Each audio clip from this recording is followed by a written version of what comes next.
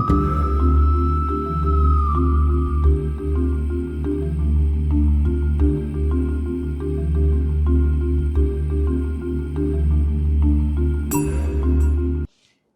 सुस्वागतम, वेलकम। मैं निधि शिमाली आपके अपने इस YouTube चैनल में आप सभी का स्वागत करती हूँ।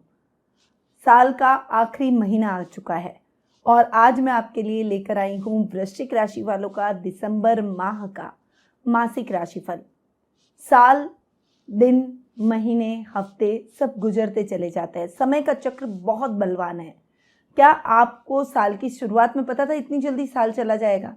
तो समय की वैल्यू, समय का मूल्य जानना सीखिए और हर साल एक संकल्प लीजिए कि इस साल हम कुछ ऐसा करेंगे कि वो साल हमारे लिए सबसे यादगार बनकर रह जाए, स्पेशल बन के रह जाए। और वो करना है आपको सकारात्मक, नकारात्मक वे में नहीं। चलिए आगे बढ़ते हैं और जान लेते हैं इस दिसंबर माह यानी साल के आखिरी माह में कौन से विशेष दिन और त्योहार आ रहे हैं। 7 दिसंबर को अन्नपूर्णा जयंती मनाई जाएगी। साथ ही भगवान दत्तात्रेय जयंती भी इसी दिन मनाई जाएगी। 25 दिसंबर को ईसाइयों का प्रमुख पर्व क्रिसमस डे मनाया जाएगा और 29 दिसंबर को गुरु गोविंद सिंह जयंती मनाई जाएगी। 31 दिसंबर को ये साल समाप्त हो जाएगा और नए साल का हम आगाज़ करेंगे, उसमें प्रवेश करेंगे। तो आइए नए साल की प्लानिंग अभी से कर लें। अब आप सोचेंगे नए साल की प्लानिंग अभी से कैसे करें, हमें पता ही नहीं आने वाले वर्ष में क्या होने वाला है। तो अगर आप अपनी राशि के अनुसार जानना चाहते हैं कि वर्ष 2023 आपके लिए क्या लेकर आ रहा है, तो डिस्क्रिप्शन में उसके लिंक दिए गए हैं, उस पर क्लिक करके आप अपनी राशि के अनुसार वर्ष 2023 का वार्षिक राशिफल प्राप्त कर सकते हैं, ताकि आप एक प्लानिंग और स्ट्रैटेजी बनाकर आने वाले वर्ष में प्रवेश करें, एक संकल्प के साथ आगे बढ़ें और उस साल आपको उन लक्ष्यों को, जो एम आपने बनाए हैं, जो आपने गोल्स बनाए हैं, उन गोल्स को आप अचीव कर सकें। अब बढ़ते हैं आगे और जान लेते हैं साल के आखिरी माह में ग्रहों की स्थिति के बारे में। तो सबसे पहले बात करते हैं ग्रहों के राजा सूर्य की, जो कि वर्तमान में अपनी सम राशि वृश्चिक में यानी आपकी खुद की राशि में ही विराजमान है। 16 दिसंबर को वे आपकी राशि से अपनी अति मित्र राशि धनु में प्रवेश कर जाएंगे। वहीं बुध ग्रह भी आपकी ही राशि में विराजमान है, जो कि उनकी शत्रु राशि है, और 3 दिसंबर को वे अपनी मित्र राशि धनु में प्रवेश करते हुए दिखाई देंगे। मंगल इस पूरे माह अपनी शत्रु राशि वृषभ में वक्री अवस्था में विराजमान रहेंगे। गुरु इस पूरे माह अपनी ही राशि मीन में स्वग्रही होकर विराजमान रहने वाले हैं। शुक्र ग्रह की बात करें तो उनका इस महीने में 2 बार राशि परिवर्तन होने जा रहा है। वर्तमान में वे अपनी शत्रु राशि यानी आपकी राशि वृश्चिक राशि में विराजमान है और 5 दिसंबर को वे अपनी मित्र राशि धनु में प्रवेश करेंगे। 29 दिसंबर को वे पुनः राशि परिवर्तन करते हुए धनु से मकर राशि में प्रवेश कर जाएंगे, जहां पर शनि पहले से ही स्वग्रही होकर विराजमान रहने वाले हैं। राहु इस पूरे माह अपनी सम राशि मेष में और केतु इस पूरे माह अपनी सम राशि तुला में विराजमान रहने वाले हैं। तो ये है इस माह की ग्रह गोचर की स्थिति का हाल। अब जान लेते हैं कि इस माह की इन ग्रहों की स्थिति के आधार पर ये आपके लिए कैसा रहने वाला है। यानी शुरू करते हैं दिसंबर माह का वृश्चिक राशि वालों का मासिक राशिफल। सबसे पहले मैं आपको बता दूं कि ये जो राशिफल मैं आपको देने वाली हूँ, ये चंद्र गणनाओं पर आधारित है और आपकी राशि और लग्न दोनों के हिसाब से समान रूप से प्रभावशाली भी है। अब सबसे पहले बात करते हैं आपके राशि स्वामी की, यानी जो आपकी पर्सनैलिटी पर जिनका प्रभाव बहुत अधिक देखने को मिलता है उनकी। तो आपके राशि स्वामी है मंगल, जो कि सप्तम भाव में वक्री अवस्था में विराजमान है और अपने ही घर को देख रहे हैं। मंगल का अपने ही घर को देखना आप में एक जोश, एक उत्साह, एक उमंग भरेगा। आपकी डेयरिंगनेस सबको पसंद आएगी। परंतु मंगल, चूंकि आप जानते हैं भूमिपुत्र और सेनापति, ये युद्ध के लिए उद्यत रहते हैं, व्यक्ति को थोड़ा सा अग्रेसिव और क्रोधी बनाते हैं। और इस समय आप मांगलिक हो रहे हैं, सप्तम में मंगल बैठ रहे हैं, इसीलिए थोड़ा सा अपनी वाणी पर संयम और क्रोध पर नियंत्रण रखते हुए आगे बढ़ेंगे तो आप ज़्यादा लाभ की स्थितियों को अपने लिए फेवरेबल बना पाएंगे। सामाजिक मान सम्मान में बढ़ोतरी होगी, प्रभाव क्षेत्र बढ़ेगा, हर व्यक्ति आपके प्रभाव को जानेगा। इस समय आप जो भी काम हाथ में लेंगे उसे पूरा करके ही दम लेंगे। जो सामान्य कार्य लोग कर लेते हैं, उन कार्यों को करने में क्या बड़ी बात है, पर जो काम आम जनता नहीं कर पाती है उन कार्यों को करने का हौसला इस महीने आपके अंदर रहेगा। आप कोई भी काम में पीछे नहीं हटेंगे और इस वजह से आप अपनी एक अलग पहचान बनाते हुए दिखाई देंगे। अब चूंकि मंगल आपके षष्ठम भाव के भी स्वामी है, रोग भाव के भी स्वामी है और अपने से एक घर आगे जाकर बैठे हैं, तो स्वास्थ्य संबंधी समस्याओं से भी आपको मुक्ति दिलाएंगे। कुछ काम आपके अधूरे रह गए तो वो काम आप द्रुत गति से संपन्न करेंगे। गलत मित्रों की संगति आपके जीवन से खत्म हो जाएगी, गलत आदत को आप छोड़ देंगे। वहीं इस समय ननिहाल से आपको आर्थिक लाभ प्राप्त होगा। वहीं लिकर से संबंधित काम करते हैं या रिस्की काम करते हैं या राजनेता है तो निश्चित रूप से ये समय आपके लाभ में, आपकी प्रसिद्धि में निरंतर वृद्धि करता चला जाएगा। इस समय यात्राएं करते समय थोड़ी सी सावधानी रखें और वाहन धीमी गति से चलाने का प्रयास करें। अब आते हैं आपके तृतीय भाव पर। तृतीय भाव के स्वामी हैं गुरु, जो कि आपके पंचमेश में हैं और पंचम भाव में स्वग्रही होकर बैठे हैं। ये समय रोजमर्रा के लाभ में आपके वृद्धि करेगा। इस माह में द्वितीय स्थान में शुक्र और बुध बैठे हैं, जो कि आपकी बुद्धि को और अधिक प्रखर करेंगे और साथ ही आपके लाभ की स्थितियों को बढ़ाने में भी आपका पूर्ण रूपेण सहयोग देंगे।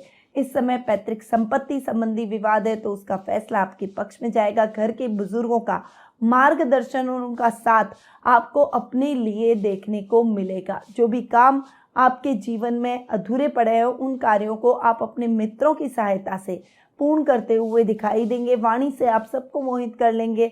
इस समय कुटुंब में मान सम्मान की प्राप्ति आप करेंगे और कोई बड़ा अचीवमेंट इस समय आपके जीवन में संभव है। अब गुरु चूंकि आपके पंचम भाव के भी स्वामी हैं और पंचम भाव में स्वग्रही होकर बैठे हैं तो ये समय विद्यार्थी वर्ग के शिक्षा में आ रही बाधाओं को दूर कर देगा। बहुत अच्छा शिक्षा अध्ययन करेंगे। अगर शिक्षा पूर्ण होने वाली है तो इस समय आप हायर एजुकेशन से जुड़ेंगे और अपनी शिक्षा और ज्ञान में निरंतर वृद्धि करने का प्रयास करेंगे। संतान की तरफ से भी शुभ समाचारों की प्राप्ति होगी। जो नवदंपति चाइल्ड प्लानिंग की सोच रहे हैं उनके लिए ये समय बहुत ही शुभ रहने वाला है। संतान प्राप्ति में कोई बाधा उत्पन्न हो रही है तो उन दंपतियों को भी इस माह शुभ समाचारों की प्राप्ति होगी। यानी ये साल जाते जाते आपको संतान से संबंधित गुड न्यूज़ देकर जाएगा।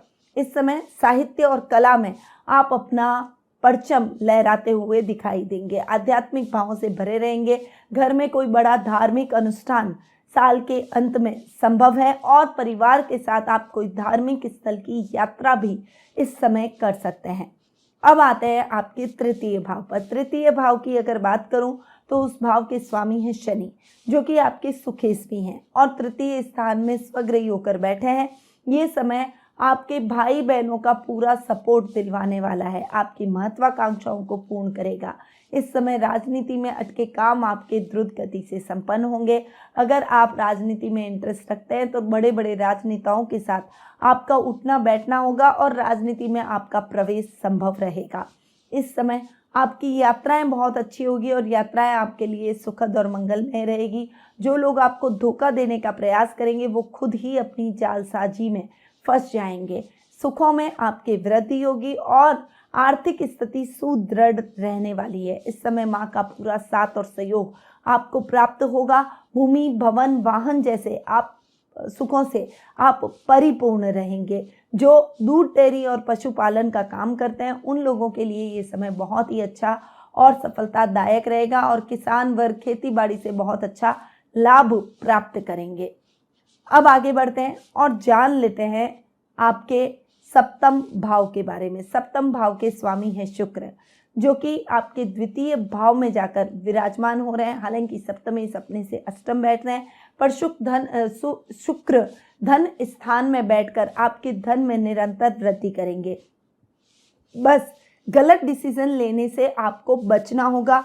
अगर आप बुटीक से रिलेटेड काम करते हैं, कपड़ों से रिलेटेड काम करते हैं, टेक्सटाइल मार्केट से जुड़े हुए हैं, तो इस समय आपके कार्य दुगनी गति से, दुगनी जोश से, दुगनी तेजी से आगे बढ़ते चले जाएंगे। कामों में आ रही दिक्कतें और परेशानियां सब खत्म हो जाएगी। कुछ काम आपके जो संपन्न अब तक नहीं हुए हैं वो भी इस माह संपन्न हो जाएंगे, जिससे आपका कॉन्फिडेंस लेवल बढ़ता हुआ दिखाई देगा।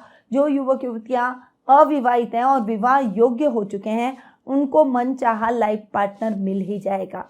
दाम्पत्य जीवन में सुखों की अनुभूति आप भरपूर करेंगे। एक दूसरे से भरपूर दाम्पत्य सुख आप प्राप्त करते हुए दिखाई देंगे। बस एक दूसरे के बीच में ईगो और मिसअंडरस्टैंडिंग नहीं आनी चाहिए। मंगल आपके सप्तम भाव में बैठकर आपको मांगलिक बना रहे हैं, जो कि एक दूसरे के बीच में मिसअंडरस्टैंडिंग का कारण भी बन सकता है। इसीलिए इस समय एक दूसरे के प्रति विश्वास के साथ आप आगे बढ़ें। कोई छोटे छोटे मुद्दों को बढ़ाने का प्रयास न करें और बातचीत के द्वारा हर समस्या का हल निकालें।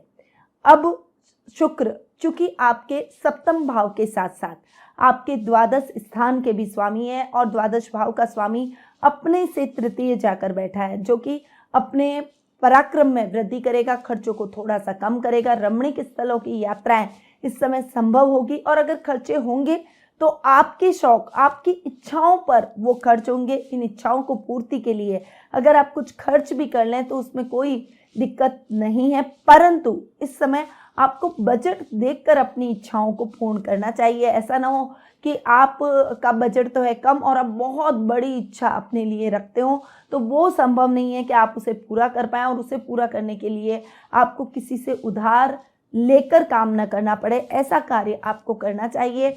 इस समय कर्ज की स्थितियों से मुक्ति मिलेगी, आध्यात्मिक भावों से भरे रहेंगे और धर्म कर्म जैसे कार्यों से आप जुड़ेंगे। अब आ जाते हैं आपके अष्टम भाव पर। अष्टम भाव की अगर बात करें तो अष्टमेश है बुध, जो कि अपने से सप्तम जाकर बैठे हैं। आपकी वाणी को और अधिक आप सशक्त बनाएंगे, जिससे आप किसी को भी डिफीट करने में सक्षम रहेंगे।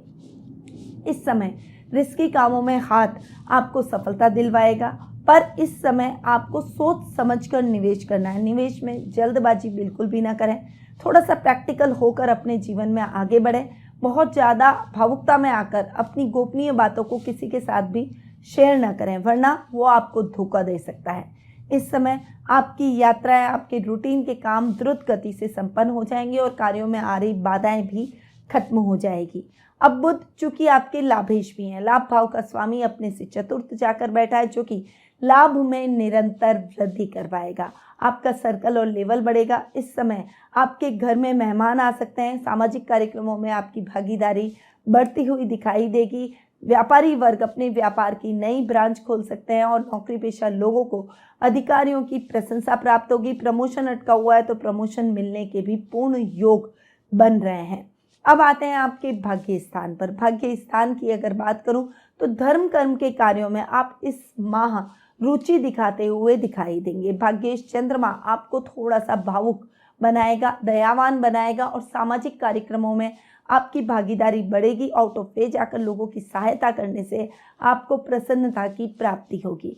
इस समय जो हायर एजुकेशन से जुड़े हुए छात्र छात्राएं हैं उनको डिस्ट्रैक्शन से हटकर अपने लक्ष्य को ध्यान में रखते हुए पढ़ाई करनी चाहिए, तभी आप अपने लक्ष्य को अर्जित कर पाएंगे। अधूरे पड़े हुए कार्य द्रुत गति से संपन्न हो जाएंगे।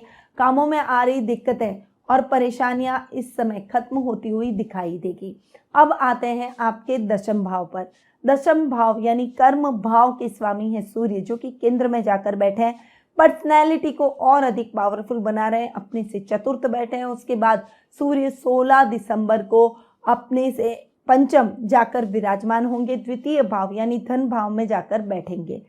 कर्मेश का आपके धन भाव में जाकर बैठना आपके काम काज में निरंतर उन्नति दिलवाएगा। अगर आप मेडिकल के फील्ड से जुड़े हुए हैं, फार्मेसी का काम करते हैं, आपका कोई हॉस्पिटल है या कोई क्लिनिक आपने खोल रखा है, कोई बड़े सर्जन या डॉक्टर हैं, तो निश्चित रूप से प्रमोशन के चांसेस बन सकते हैं। प्रसिद्धि आपकी बढ़ेगी, लोग आपसे और अधिक जुड़ने का प्रयास करेंगे। वहीं अगर आप गवर्नमेंट जॉब की तैयारी कर रहे हैं तो उन युवक युवतियों के लिए ये समय शुभ फलदायक रहने वाला है। पिता का साथ और सानिध्य आपको भरपूर देखने को मिलेगा और उनकी सहायता से आप अपनी समस्याओं को भी दूर कर पाएंगे। आत्म मंथन की तरफ अग्रसर रहेंगे और जो भी कार्य करेंगे उसमें सफलता सुनिश्चित करेंगे। ये तो था वृश्चिक राशि वालों का दिसंबर माह का मासिक राशिफल। अब आते हैं कुछ शुभ तारीखों के बारे में जान लेते हैं जो कि इस माह आपके लिए बहुत ही लकी रहने वाली है। वो तारीखें हैं 2 से 8 तारीख, 12 से 18 तारीख, 21 से 26 तारीख और 29 से 31 तारीख। वहीं अशुभ तारीखों के बारे में भी जान लेते हैं तो 1, 9 से 11, 19, 20 और 27 और 28 तारीख है। ये तारीख आपके लिए थोड़ा सा ध्यान देने योग्य है, इस समय बहुत केयरफुल रहें। अब शुभ रंग की बात करते हैं। अगर शुभ कलर की बात करें तो इस माह आपके लिए बैंगनी, हरा और नीला ये कलर आपके लिए बहुत ही शुभ रहने वाले हैं। अब उपायों पर आते हैं तो भगवान विष्णु की पूजा आराधना आपको इस माह जरूर करनी चाहिए। उन्हें पीले फूल जरूर अर्पित करें। हनुमान जी को रोट का भोग जरूर लगाएं। 3 मुखी रुद्राक्ष आपको धारण करना चाहिए और ओम हन हनुमते नमः इस मंत्र का रोजाना पाठ जरूर करें। कम से कम 1 माला रोजाना आपको फेरनी चाहिए। अब ये जो मैंने राशिफल आपको दिया है ये मंथ के हिसाब से दिया है, आपकी गोचर की स्थितियों के आधार पर दिया है। पर अगर आप अपने पर्सनल लाइफ से संबंधित कुछ प्रश्नों के उत्तर मुझसे प्राप्त करना चाहते हैं तो टेलीफोनिक अपॉइंटमेंट और पर्सनल मीट के माध्यम से मुझसे कुंडली विश्लेषण का लाभ प्राप्त कर सकते हैं। अधिक जानकारी के लिए स्क्रीन पे दिए गए नंबरों पर जरूर संपर्क करें। अब मैं अपनी वाणी को यहीं विराम देती हूँ। स्वस्थ रहिए, व्यस्त रहिए, मस्त रहिए और सदैव मुस्कुराते रहिए। जय श्री राधे कृष्ण।